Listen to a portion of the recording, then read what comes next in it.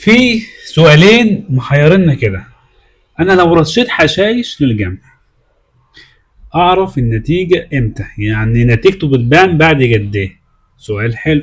السؤال التاني، لو رشيت مبيد حشايش وحسيت ان هو مفيش نتيجة ارش تاني امتى عشان نقضي على الحشيش؟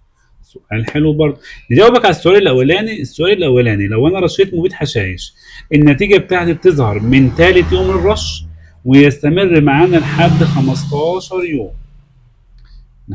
يعني 3 ايام، 5 ايام، اسبوع، 10 ايام، عشان تاخد نتيجه كامله تحكم على المبيد بعد 15 يوم من تاريخ الرش. طيب لو انا رشيت مبيد ما بينش معايا مثلا بعد 3 ايام، بعد اسبوع، ما فيش ورق اصفر ولا في اي حاجه اصفرت زي ما انتم شايفين كده في الفيديو قدامكم، ما فيش اي حاجه حصلت، فهنرش امتى؟